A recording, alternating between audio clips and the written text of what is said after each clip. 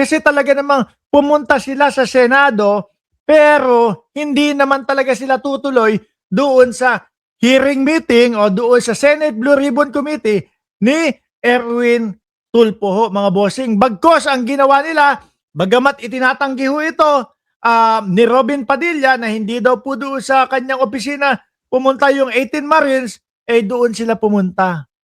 Pakinggan niyo po yung video nila, mga bossing. Na, mga sinungaling talaga itong mga ito. Oh, game! Yan. Pilipinas. Video yan, video. Kiningin ng mga mukha nitong mga 18 Marites na to. Pasensya na po. Medyo hindi sila yung minumura ko, pero expression lang po yun. Di ba, Sir Tato? Erlinda Odulio. Ulitin nga natin. Kasi kapag etong mga ito, mga kababayan, pag nakikita natin doon sa mga interview, doon sa mga press con, halos mukha lang ni Baligod yung napapansin natin, pero etong mga ito, mga nasa sagigilid lang ho no? Yung tipo bang 5 milyon daw di umano yung natanggap, pero nakatayo lang ng ganon, wala man lang mga say, no? Halatang halata mo na hindi nila alam yung mga sasabihin nila at halatang halata mo na iniiwas sila na matanong, baka po magkabuhol-buhol at magkaiba-iba yung kanilang mga isasagot. Kaya ganun ang ginagawa ho. Game, ito. Kasama ba to sa Marites? Laki ang mukha. Yan. Yan. Pilipinas. Anak ng putik. Ang lakas pa ng loob magsabi, Pilipinas daw. Sabi ni Chaicher, pogi ni Ninong today. Pag ikaw pinaputukan ko, no? Yung kagaya doon kay La Aplaska, yung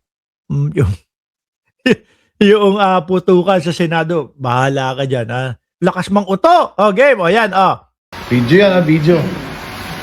Ano masasabi nyo? Ba't willing kayong magsalita kanina? Anong nangyari? Ulok ng putik na yan. Willing daw hong magsalita sila kanina, mga kababayan. Doon sa meeting, hearing ng Senate Blue Ribbon Committee ni Erwin Tulfo. Ano daw ang nangyari?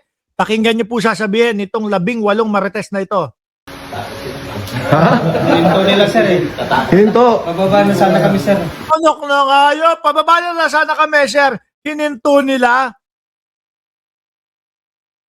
Totoo ba? Talaga ba? Ano pa? Ang tagal nila doon Walang humihinto sa inyo. Pinapasok kayo. Pinatawag kayo. Nagulat nga sila habang nandoon sila sa hearing. Nagulat sila. Pumunta kayo pero hindi kayo didiretso doon mismo sa Senate Blue Ribbon Committee. Dumiretso kayo doon sa opisina ni nagmamagaling na Robin Padilla. Doon. Yun ang totoo. Pinahinto. Wala na, sir. Hininto na sila. Pero kung papatawag kayo ulit, okay kayo. Yan na naman. Kung papatawag kayo, okay kayo. Mga ulul! Sino lokohin ninyo? Alam na namin yung kilusan ninyo. Ganyan kayo lagi. No? Mga puro katarantaduhan at kagaguhan lang ang mga pinagsasasabi ninyo. Kung ipapatawag kayo, pupunta kayo, willing kayo pumunta. Tapos kapag darating na ho yung araw na ipapatawag o ipinatawag sila, wala na kung ano-ano na naman pong alibay ang sasabihin nitong mga 18 Marites at nila Mike Defensor. Buko na namin kayo. Diba? Kaya nga siguro mga kababayan, etong 18 Marites, hindi pinapaniwalaan ng mamamayang Pilipino, meron namang 14 naman na Marites na idadagdag daw ho, mga kababayan. Itong sila Mike Defensor. Ibang klase ho talaga ang mga kagaguhan itong mga ito, Tapos meron pa daw pong 7. Yung 7, ang tingin ko doon, kapag hindi pa din nakumbinsi ang taong bayan sa 14 na idadagdag nila, sa kanila isasalpak yung 7. Hindi kayo talaga nadala-dala kay Orly Gutesa. Mag-isang tao na lang, buhol-buhol pa yung mga sinasabi. Di ba? Ginawa nyo pa 18. Magdadagdag pa kayo. Hindi na nga nakalusot yung 18. Tapos dadagdag pa kayo 14. Anak ng putek. Sabi ng kapitbahay ko, ihinto nyo na daw yung pagdagdag ng tao. Dahil puro talo naman daw sa weteng. Yung mga numero ninyo, number 18, number 14, tapos 7. Hindi naman daw nanalo sa weteng. Anak ng tinapa talaga itong mga ito, oh. Kanina, siniraan kayo ng siniraan. Wow! Tapos sasabihin ni Mike Defensor, mga boss chief sir, na wala naman siyang kinalaman dito sa 18 Martes eh. Sasabihin ni Mike Defensor na kumbaga, yung tipo bang iiwas niya yung sarili. Pero kapag eto, nakikita na natin, pag sila kumikilos at may mga ganito, involved na involved. Singot B. Ano nung sinasabi? Anong reaksyon nyo doon? Accept namin yan, sir. Kasi natural na. Accept lang, talaga. Accept lang. Wala naman talaga kayong alam eh. Di ba? Puro kabubuhan lang naman ng mga pinagsasasabi ninyo. Ang nagtataka ako sa inyo, bakit hindi kayo mag-usap-usap? No? Kapag kakaharap kayo, ganito ha, dapat ito yung bilang, ganito, ganyan ha. Di ba? Para hindi kayo napapahiya. Baka may naniwala pa sa inyo na hindi DDS.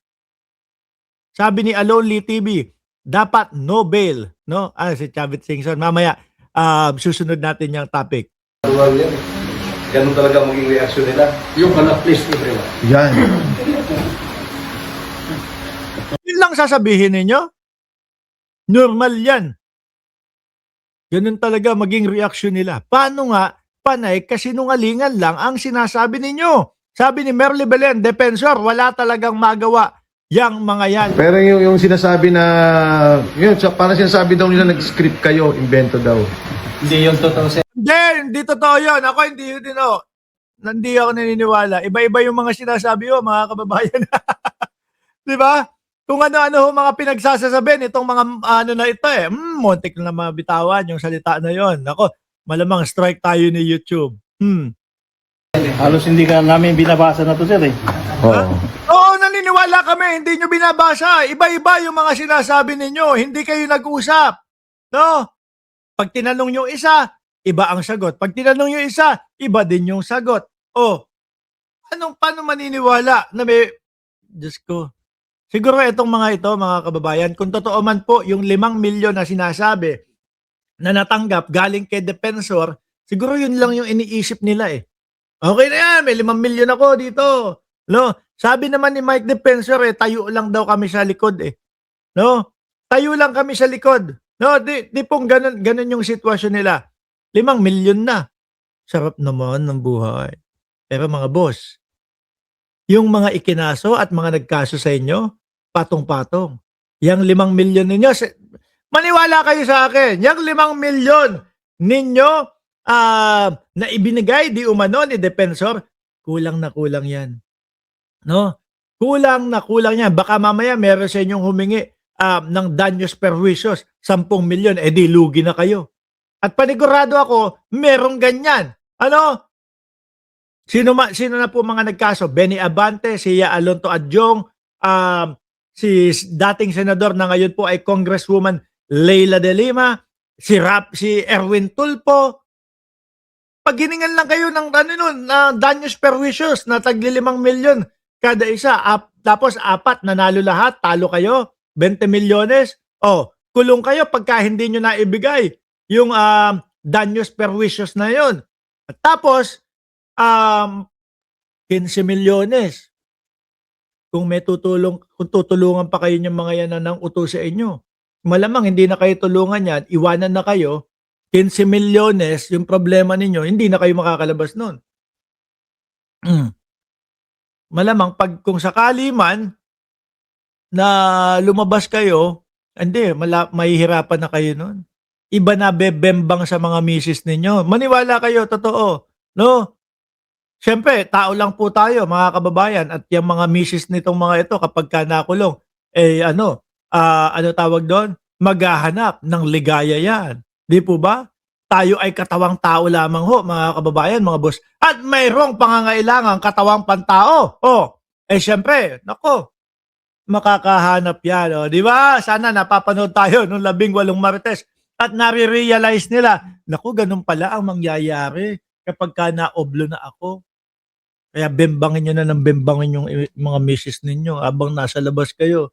Dahil panigurado, pag lumoob na kayo, tumagal kayo, 6 na buwan pataas, iba na bebembang dyan.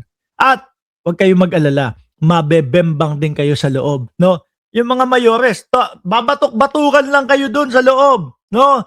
Tapos sabi, hubo! Oh, kayo naman ang bebembangin sa loob. So pag pinatawag kayo, willing kayo ulit. Yes, sir. Kahit hindi magpatawag, sir. Yun.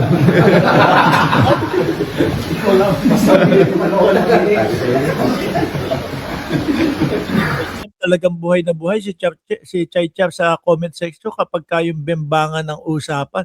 Alisin ko na nga ito.